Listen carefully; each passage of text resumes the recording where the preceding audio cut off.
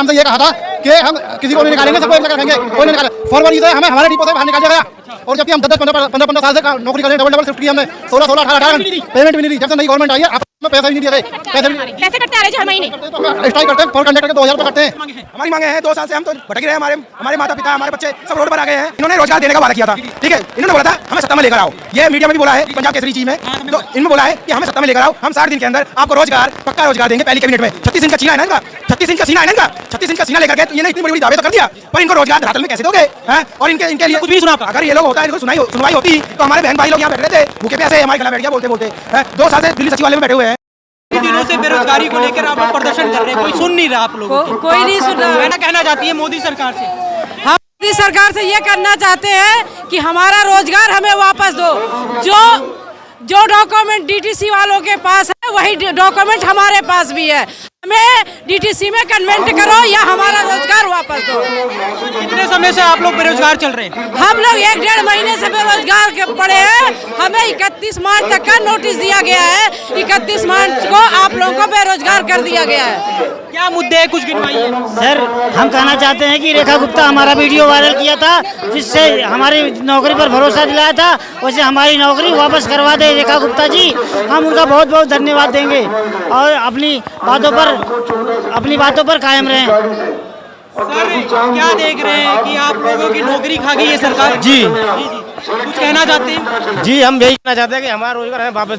अच्छा, जिस परेशान हो रहे हैं? हम काफी परेशान हैं, मेरे घर में आटा तक का नहीं है, मेरे बच्चों ने खुद वीडियो बनाकर डाली है सरकार के लिए, सरकार से विनती करी है, लेकिन सरकार की कानों तक मेरी बच्चों की आवाज नहीं गई।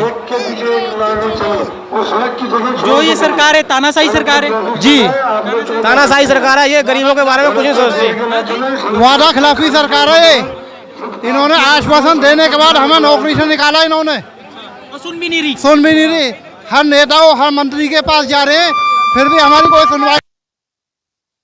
लेटर एप्लीकेशन लिख के हम लोग थक गए, हर नेता के पास जा रहे हैं, फिर भी हमारी कोई सुनवाई नहीं हो रही।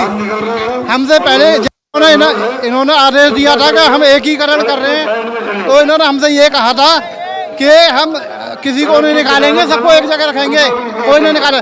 फरवरी से हमें हमारे डिपो से बाहर निकाल दिया गया और जबकि हम 10-15 साल से नौकरी कर रहे हैं, डबल शिफ्ट की हमने, 16, 18 घंटे पेमेंट भी नहीं दी। जब से नई गवर्नमेंट आई है आप में पैसे भी नहीं दिए गए, पैसे कटते आ रहे जी हर महीने। करते हैं तो हम स्ट्राइक करते हैं, पर कंडक्टर के 2000 रुपए कटते हैं, किसी के साथ। ये सरकार ने पूरा रुख अपना लिया है तानाशाही का। और आप कुछ कहना चाहेंगे, एक महिला होकर कितना कष्ट काटना पड़ रहा है आपको?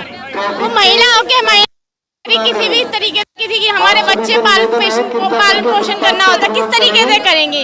हमें बेदखल कर दिया गया इस तरीके से नौकरी से। ये भाई साहब, जो मेरा नाम मोहम्मद आलम है, जो भी सरकार आती है वो रोजगार देने के लिए आती है, रोजगार छीनने के लिए नहीं आती। ये पहली बार ऐसी सरकार आई है जो रोजगार देने की बजाय रोजगार छीन रही है। जब पहले कहते थे हम सबका साथ सबका विकास, अब इनका नारा ये है कि हमारा विकास सबका निरंकार। दिल्ली सरकार कोई भी संवाहक, कोई भी कंडक्टर बाहर नहीं जाएगा, लेकिन इन्होंने आते ही ये कह दिया कि सारे कंडक्टर जो भी क्लस्टर के हैं वो हमें नहीं चाहिए। जबकि पहले इन्होंने कहा था कि केवल डिम्स कंपनी हटाइए, जो ऑपरेट करती थी। 50% बसें दिल्ली डीटीसी की डिम्स के अंदर थी, उसको डिम्स ऑपरेट करती थी, तो इन्होंने कहा कि डिम्स हटेगी। इसी बस को लेकर जो आप लोग प्रदर्शन कर रहे हैं रोजगार को लेकर, क्या अभी तक सरकार ने नहीं सुना है आपकी? हम अभी तक अगर सुनते तो हम यहाँ थोड़ी आते जंतर मंतर में। क्या मांगे हैं? हमारी मांगे हैं, 2 साल से हम तो भटक ही रहे हैं, हमारे माता पिता, हमारे बच्चे सब रोड पर आ गए हैं।